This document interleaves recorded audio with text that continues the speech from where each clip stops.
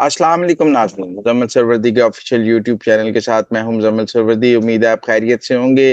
नाज़रीन, Iran America जंग तो जारी है। अब नाए हुर्मुज़ पे डोनाल्ड ट्रम्प ने 20% टैक्स लगा दिया है। अब वो कहते हैं खुला है, ईरान कहता है बंद है, ईरान कहता है खुली है, अमेरिका कहता है बंद है, दोबारा ब्लॉकेड। ये सारी कहानियां तो आपको मालूम है, ये खबरें अब रोजाना आप सुनते हैं। आज जरा एक डिफरेंट टॉपिक पर आपसे बात करनी है। पहला टॉपिक तो जो मैं आपके साथ डिस्कस करना चाहता हूँ वो अतर मनल्ला साहब का एक मजमून है जो एक अखबार डॉन में छपा है। बड़ा दिलचस्प मजमून है। एक तो उन्होंने जो 2007-2008 की जो वकला तहरीक थी 2009 की, उसके ऊपर तबसरा किया है और फिर एंड पे उन्होंने कहा है कि आज मुल्क को किसी वकला तहरीक की जरूरत नहीं है। वो जो उनका आखिर वाला पोर्शन है वो पहले मैं जरा पढ़ना चाहता हूँ, ताकि उससे मुझे लगता है काफी नाउमीदी है उनके अंदर, और वो नाउमीदी जो है वो हमें काफी नजर आ रही है। उन्होंने कहा है कि पाकिस्तान को एक और वकला तहरीक की जरूरत नहीं है। मैं भी समझता हूँ पाकिस्तान को अब मजीद किसी वकला तहरीक की जरूरत नहीं है। पहली वकला तहरीक ने पाकिस्तान का जिस कदर नुकसान किया है, और जो नाकाबिले तलाफी नुकसान 2007-2008 की वकला तहरीक से पाकिस्तान का हुआ है, उसके बाद एक नई वकला तहरीक का पाकिस्तान मुतहम्मल ही नहीं हो सकता है। उन्होंने कहा अदलिया खुद अपनी आज़ादी और गैर जानिबदारी बरकरार रखे। ये बात ठीक है कि अदलिया को अपनी आज़ादी और गैर जानिबदारी बरकरार रखने के लिए किसी तहरीक की जरूरत नहीं है। ये हर जज का अपना काम है कि वो अपनी आज़ादी और अपनी खुद मुख्तारी बरकरार रखे। अदलिया की कोई जो है इज्तमाही आज़ादी नहीं होती। हर जज इनफरादी हैसियत में आज़ाद होता है और हर जज की इनफरादी हैसियत में खुद मुख्तारी होती है। ये मैं कोई जजों की यूनियन का कायल नहीं हूं कि जज को अदलिया की इज्तमाही आज़ादी या इज्तमाही खुद मुख्तारी होती है। हर जज जो केस सुन रहा होता है वो उस केस सुनने में आज़ाद होता है। मसलन मैं आज भी समझता हूँ कि जो इस्लामाबाद हाई कोर्ट के जजेस ने खत लिखा, 5 जजों ने मुश्तरका, वो जुडिशल एक्टिविज्म था। उनको वो खत नहीं लिखना चाहिए था, क्योंकि अगर किसी जज को किसी केस के दौरान कोई दबाव का सामना है, कोई मुदाखलत का सामना है, तो पाकिस्तान के आइन और कानून ने उस जज को इख्तियारात दिए हैं कि वो मुदाखलत करने और दबाव डालने वाले को सजा दे सके। अगर उन 5 जजेस में से किसी जज को ISI ने, किसी हसास इदारे ने, एस्टेब्लिशमेंट ने दबाव का निशाना बनाया था, जज साहब में जरूरत होनी चाहिए थी सुबह उठते अदालत आते, जिसने दबाव का निशाना बनाया उसे तौहीन अदालत का नोटिस देते, 6 महीने कैद दे देते, बात समझ आ जाती। खत लिखने की क्या जरूरत थी? मैक्सिमम सजा तौहीन अदालत की 6 माह कैद है। जो खत लिखा है वो ये काम कहते थे हम खुद नहीं कर सकते, अल्लाह दे वास्ते कोई और कर दे। वो खत उन जजेस की ताकत की नहीं, कमजोरी की निशानी था कि वो जब बतौर जज एक कमजोर जज थे और अपनी आजादी और खुद मुख्तारी का खुद हिफाजत नहीं कर सकते थे और मदद के लिए पुकार रहे थे ऊपर से कि आप हमारी मदद करें। तो ये उनकी नाअहली और उनके उनकी इनकॉम्पिटेंस की निशानी था वो खत। वरना अब पाकिस्तान के आइन और कानून ने हर जज को ये ताकत दी है कि उसके काम में मुदाखलत या उसको दबाव डालने वाले को वो सजा दे सके। वो उन जज साहबान को वो सजा देनी चाहिए थी। उनका खत एक सियासी खत था जो एक सियासी जमात के बयानिए के लिए लिखा गया। उन्होंने कहा वकला, सहाफी, सिविल सोसाइटी और आम शहरी दोबारा आइन के तहफ़्फ़ुज़ के लिए मुत्तहिद हों। आइन के तहफ़्फ़ुज़ के लिए सब मुत्तहिद हैं, एक सियासी जमात की सहूलतकारी के लिए शायद मुत्तहिद नहीं है। और ये भी पाकिस्तान के सहाफ़ियों को, सिविल सोसाइटी को देखना है कि आखिरी दफा जब वो अदलिया की आज़ादी के लिए मुत्तहिद हुए थे तो उनके इत्तेहाद को पाकिस्तान की अदलिया ने कितना मिसयूज किया है। आज पाकिस्तान की अदलिया, पाकिस्तान की सिविल सोसाइटी और पाकिस्तान की अवाम के सामने बतौर मुजरम एक कटहरे में खड़ी है कि उनकी आज़ादी के लिए उन्होंने तहरीक चलाई और उस तहरीक को जजेस ने अपने जाती मकासद के लिए इस्तेमाल किया, पाकिस्तान में अदलिया की आज़ादी और अदालत इंसाफ देने के लिए इस्तेमाल नहीं किया।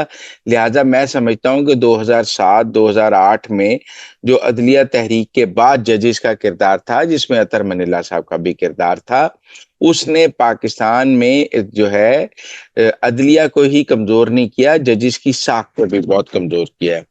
उन्होंने कहा रियासत सिर्फ आइन के मुताबिक चलनी चाहिए, बिल्कुल आइन के मुताबिक चलनी चाहिए, और जो आइन में तरामीम हो जाएं उन तरामीम के मुताबिक भी चलनी चाहिए, क्योंकि बहरहाल वो तरामीम जो हो जाती हैं वो भी आइन का हिस्सा है। ये जरूरी नहीं है कि आप कहें कि हम तरामीम को नहीं मानते हैं, तरामीम भी आइन का हिस्सा है और उनको मानना चाहिए।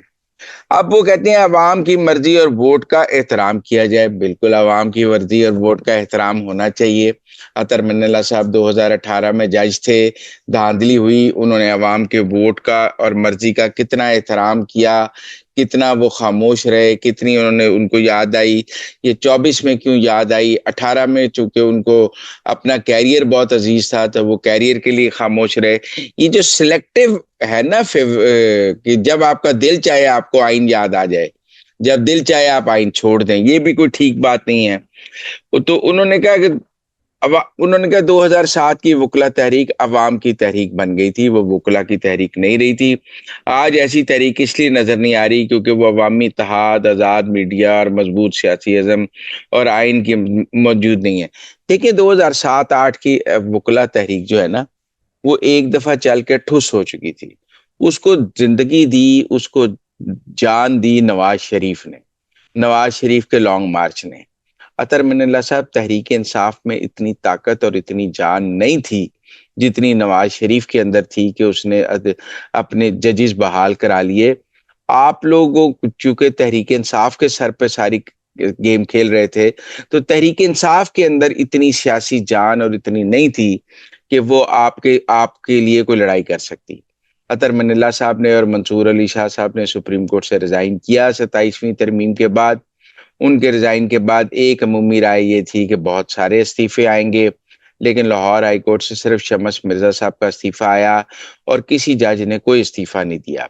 हत्ता कि इस्लामाबाद हाई कोर्ट के जिन जजेस को ट्रांसफर किया गया है उन्होंने नए हाई कोर्ट्स में जाकर ज्वाइन कर लिया है, उन्होंने रिजाइन नहीं किया। इसका मतलब एक तो उन्होंने 27वीं तरमीम को कबूल किया, 27वीं तरमीम के तहत अपने तबादले को भी कबूल किया और नए हाई कोर्ट में जाकर अपनी नौकरी करना जो है वो बेहतर समझा। और जो लोग जजेस के तबादलों के खिलाफ थे या वो इन 5 जजेस के लिए कर रहे थे, उन्हें समझ होनी चाहिए कि ये जो 5 जजेस थे ये मुफाद परस्त जजेस थे। एक वक्त में ये जरूर पीटीआई के लिए खत लिख रहे थे, लेकिन बाद में ये अपनी नौकरी बचाने के चक्कर में पड़ गए और इनमें यकीनन अतर मिनल्ला जितनी जुर्रत भी नहीं थी कि इस्तीफा ही दे देते। या एक सूरत ये है, या ये है कि उन्होंने अतर मनिल्ला और मंसूर अली शाह के इस्तीफों का हशर देख लिया कि उनके इस्तीफों के बाद पाकिस्तान में कोई तूफान नहीं आया, बार्स में कोई तूफान नहीं आया, कोई तहरीक नहीं चली, कोई उनके घर उनको खराजे तहसीन पेश करने नहीं आया। तो इसका मतलब है उनको नजर आया कि ये तो गुनाह बेलज्जत है और अगर हम भी इस्तीफा दे देंगे तो साडा भी कोई मुल नहीं पैना, असी भी साड़ी भी छुट्टी हो जाएगी। लिहाजा उन्होंने नए हाई कोर्ट्स में जाकर ज्वाइन करना जो है वो मुनासिब समझा। अब जहां तक उन्होंने कहा कि ये बात के ये सिर्फ जजों की बहाली की तहरीक नहीं थी, 2007-8 वाली आइन जमहूरियत और अदलिया की आज़ादी की तहरीक थी। ये बात ठीक है कि उस वक्त यही ख्याल था कि अगर हम चीफ जस्टिस को बहाल करा लेंगे तो अदलिया जो है वो आज़ाद हो जाएगी। लेकिन किसी को क्या पता था कि जिस चीफ जस्टिस को बहाल कराने के लिए सारी कौम निकली हुई है वो पाकिस्तान का करप्ट तरीन चीफ जस्टिस होगा, इफ्तिखार चौधरी। किसी को क्या पता था कि जिस चीफ जस्टिस की बहाली की इतनी तहरीक चलाई जा रही है कि कौम उसके पीछे खड़ी है, वो कल को मलक रियाज की टिकटों पर लंदन के सैर कर रहा होगा। किसी को क्या पता था कि उसका बेटा पाकिस्तान वो चीफ जस्टिस होगा और उसका बेटा पाकिस्तान में उसकी अदालत का सौदा कर रहा होगा।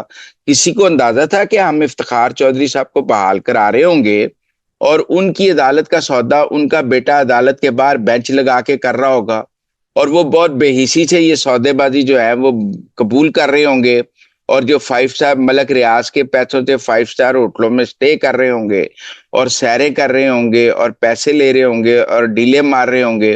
किसी को तो नहीं अंदाजा था, कौम को तो ये बिल्कुल अंदाजा नहीं था कि जिस इफ्तिखार चौधरी के पीछे हम अदलिया को बहाल कराने चले हैं, अदलिया को आजाद कराने चले हैं, वो तो एक सियासी आदमी है। उसने बाद में अपनी सियासी जमात बना ली, उसके बाद वो जो है पैसे का लालची आदमी है, اس کے بیٹے نے خوب مال بنایا اس کی چیف جسٹسی میں.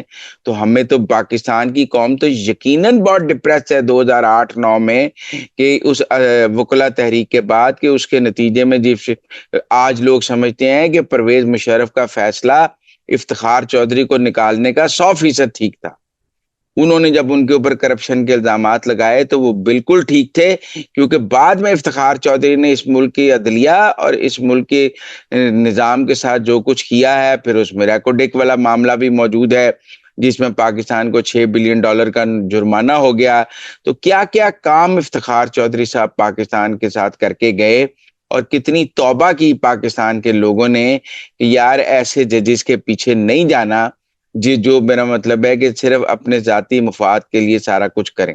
میں یہ سمجھتا ہوں کہ اطہر من اللہ صاحب کا استعفیٰ ضائع ہی اس لیے ہوا ہے کہ انہوں نے افتخار چودھری کی تحریک میں ایک سیاسی کردار ادا کیا تھا، اور اس کے بعد انہوں نے قوم سے معافی بھی نہیں مانگی، جھوٹ بھی بولا، اور وہ افتخار چودھری کے دم چھلا بھی بن کے بیٹھے رہے، بعد میں جنرل فیض کے دم چھلا بھی بن کر بیٹھے رہے.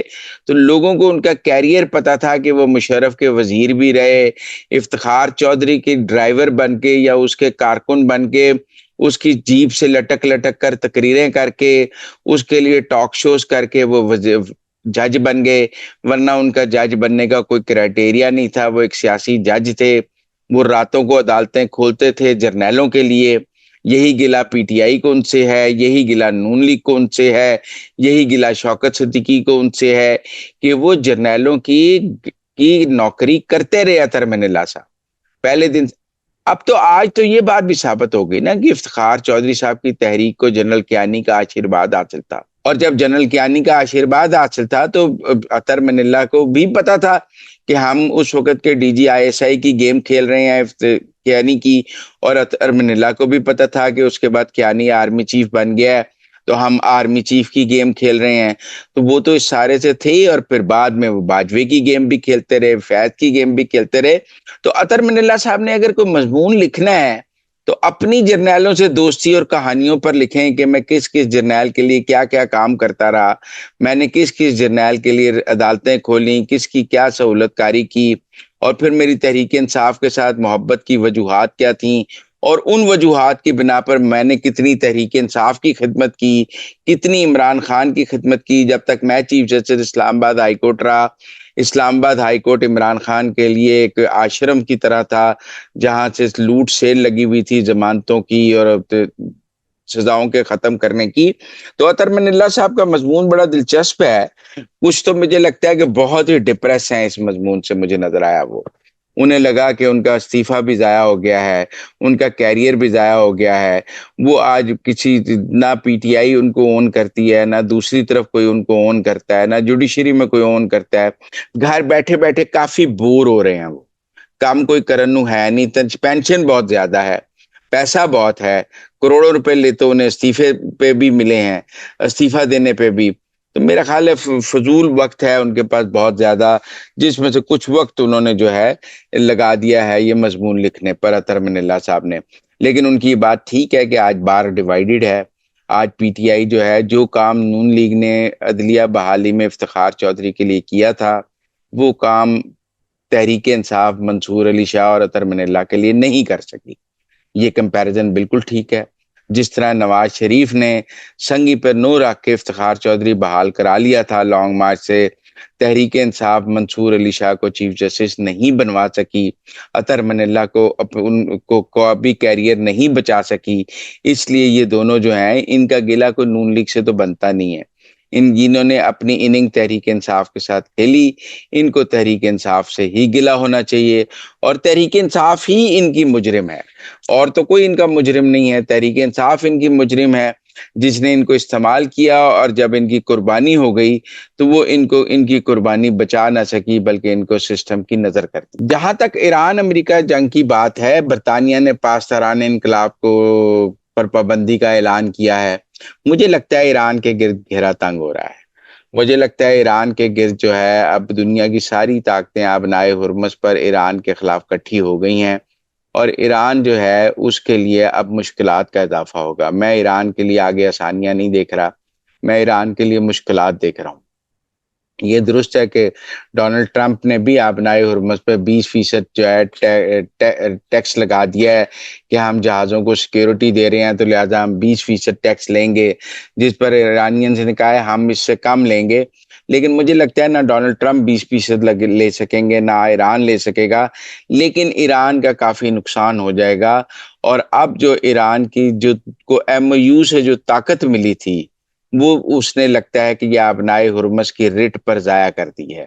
جو سافٹ کارنر اربوں کا اس کو حاصل ہوا تھا، جس کے نتیجے میں سیز فائر ہوا تھا، MOU ہوا تھا، وہ اربوں کا سافٹ کارنر بھی ایران نے ضائع کر دیا ہے۔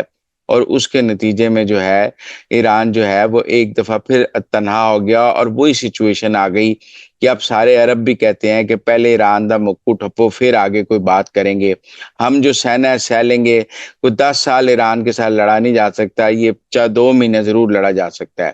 تو اس لیے مجھے ایسا لگتا ہے کہ ایران کے لیے اگلے 1 مہینہ بہت مشکل ہے۔ سارے مل کر ایران کو مارنے کی تیاری کر رہے ہیں تاکہ ایران اس پوزیشن میں ہی نہ رہے کہ وہ اسٹیٹ آف ہرمز کو کنٹرول کر سکے۔